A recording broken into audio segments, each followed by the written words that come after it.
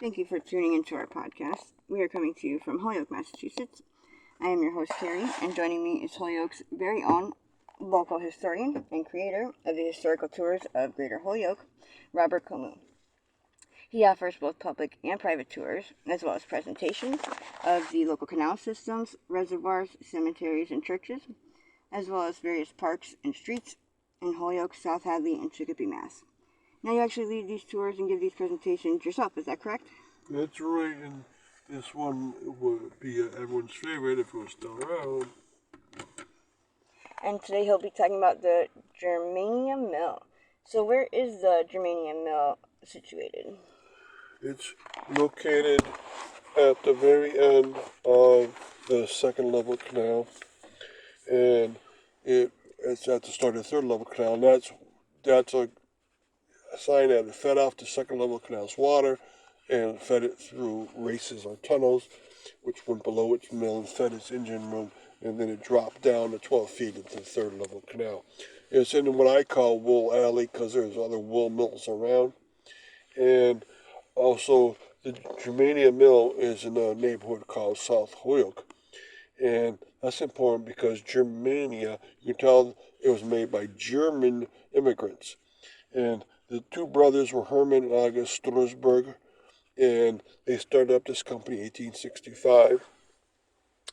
And the mill is located in a place where it ended up a lot of German immigrants would locate, and that was the southern part of South Holyoke. And so they had a neighbor to themselves, and they had a Lutheran church there, and they had a lot of apartment complexes. The Germania had their own mill housing because any pre-1871 mill in Holyoke had to have worker housing for their workers. So what we're going to cover today is what production was like in Germania, and then what the history was like in terms of what it did to the area, and then also why am I calling this place Wool Alley? That's my own name, of course. And so what was production like at the mill? Okay, production was very intense, as you can imagine. And if you're going to make a lot of good, strong wool, you better have a lot of space. And this was a big mill, and behind it was a storage center. And that was part of the original complex, or came very shortly thereafter. And so the mill had, I believe it was 3 floors going. And if you could see the original picture, it had a decent look to it. And it ended up lasting for a very long time, I believe to 1832, when they renamed it and redid a lot of things. Okay, now the production itself, they're making wool, which is the outside of a sheep, obviously. And what they were doing, they were on the ground floor, on some of the mill, getting the skin ready, like and dry it out, so forth. So you had drying houses, and those are usually towards the back of the mill number one. And there was only one floor. But in the main building itself, you would have effectively a 4-story building, 4 floors, and then the basement. And so the skin's already dried out, and so you want to do various things to it. And that's on the top floor. You could spin the wool to get the wool all on these spindles are wound up and ready for spinning. Then on the third floor, they had a very special task. It was called jack spinning. And then on the second floor, they actually finally did the actual weaving of the material to get the cloth based upon the wool material. On the first floor, they were doing some carding. They were going through the material, trying to get rid of the knots and the impurities. And then on the basement level, they were doing the finishing, making sure everything was pressed right, that the clothes were perfect. They had one step called gigging. Gigging? I don't understand what they were doing there. Okay, so it was a very busy place. Now, there was a storage house behind it, and that storage house is still there compared to mill number one, which is gone. And it is 1 floor high plus an attic and a basement. And what they were doing in the basement was they were washing the wool, and the other sides of it they were dyeing it, so they're getting different colors onto the wool. You don't always want the white of the wool; you want different colors through it. Okay, so Quickly, before we continue with the rest of our interview, we want to fill our listeners in. If you want to find out more information or sign up for any of his various tours, you can check out his website at holyokecanaltour.org. And there he has both videos of the various stops along each tour and also past and present photos of the historical sites throughout as well. And if you're interested in setting up a private tour, you can email him directly at bobcat4214, capital B, at yahoo.com. And they are perfect for fun and educational outdoor activities for the whole family or for your group parties, especially those special occasions and get-togethers. They are also good just for getting outdoors for the day. So getting back to our interview, what is the full history of the Germania mills? right, the full history was that they came to Holyoke 1865, and they started up. I would call more than any of the mill. They started up a whole village of workers, and what that means is, sure, they start their mill and do their processes to make good wool, but they also started up a tenement house because they had to, and that tenement house was in later life called the Battleship, but it was large because a fabric mill pre-1871.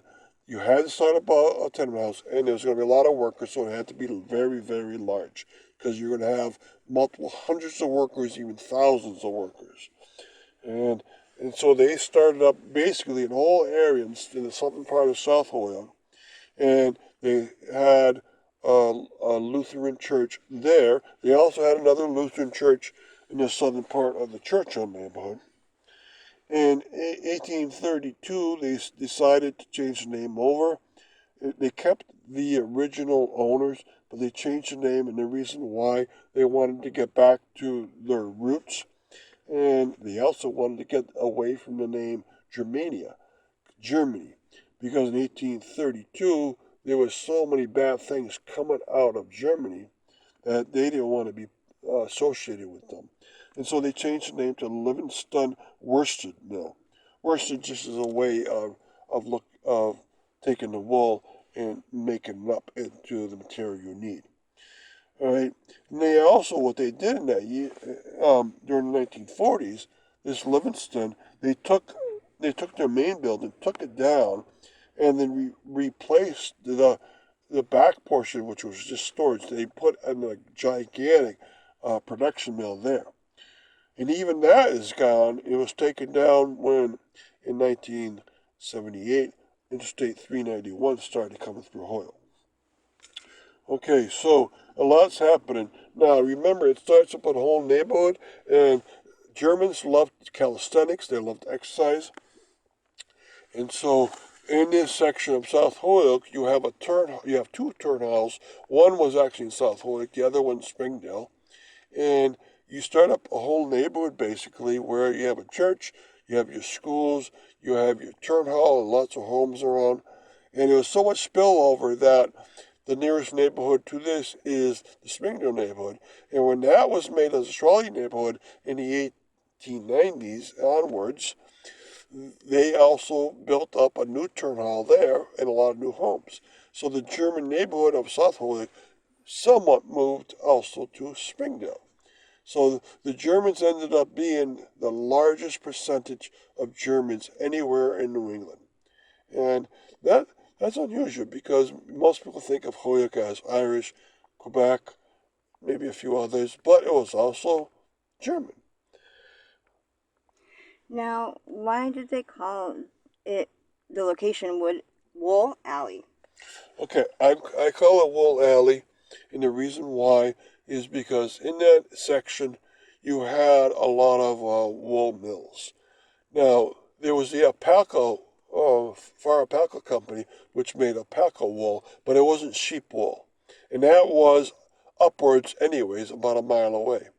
And so I'm talking about between the second and third level canals at the juncture to the furthest south, where it's in the southwest part of the canal system. And the the north to middle section east of the canal has another second and third level junction. So I'm talking the one more southwest. And there they had Germania wool mill. They had the New York wool mill, which was run by the Connor brothers, and in fact, it was named after the Connor brothers wool mill. And then they had a third wool mill there also called the Holyoke wool mill. And all these wool mills were very close together within 150 feet of themselves. And so you have all this production of wool in one location and no other wool mill around Holyoke at all. So I call this Wool Alley. There are other businesses there. There's the Holyoke Paper Company there, and somewhat up there's the Parsons, but it was a concentration of all this wool. Of course, you needed to have the rail system down there, and it did. Both railroad systems made sure they went right up to these mills. And thank you, Robert, for educating us on your tours. And we want to thank our listeners again for tuning in. And you can also tune in to a large selection of our other podcasts and much more at his website. Again, that's holyokecanaltour.org.